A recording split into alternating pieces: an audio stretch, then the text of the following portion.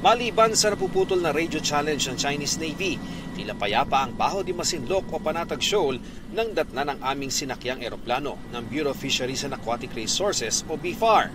Nag-iisa ang China Coast Guard 3305 na naispatan sa bukana ng Bahura. Bagamat may mas maraming Chinese militia vessel sa hilaga nito. Pero ilang minuto pa lang ng maritime patrol, lumapit na ang isang helicopter sa Panatag Shoal hanggang dumikit sa sinasakyan naming eroplano.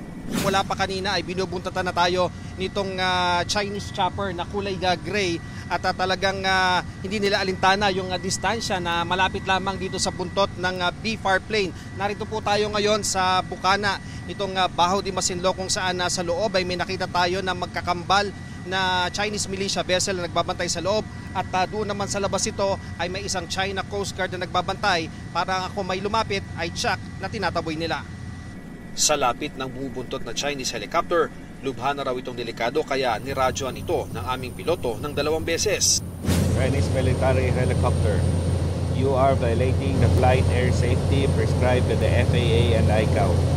You are flying too close to our position at less than 50 feet. You are endangering the safety of our crew and passengers.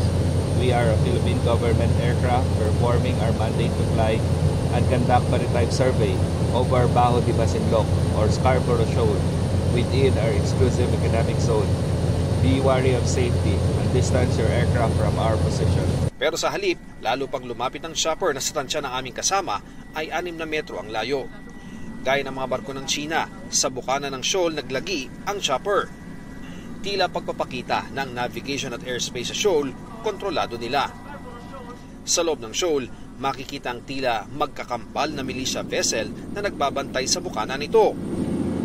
Kaya hindi nakapagtatakang walang mangingisdang Pilipino na nakakapasok o nakakalapit doon kung saan maraming isda.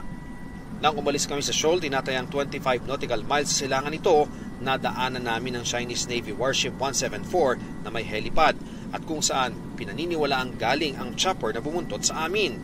Niradyohan pa kami ng Chinese warship. You are way beyond the 200 nautical mile EEZ of your country. Please review your chart. Kinahapunan, ang China Coast Guard Vessel 3305 mula sa silangan ay nasa norte na. 6 na Chinese militia vessel naman ang nakapwesto sa hilagang silangan ng shoal. Ang magkadikit na militia vessel sa loob ng shoal, tila walang galawan. Makalipas ang ilang minuto, nagpakitang muli ang Chinese military chopper at tinahak ang direksyon namin pero hindi na dumikit. Wala ring palitan ng radio challenge.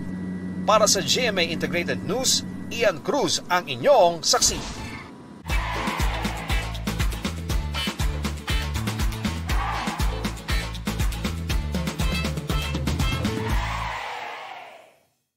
Mga kapuso, sama-sama tayong maging saksi.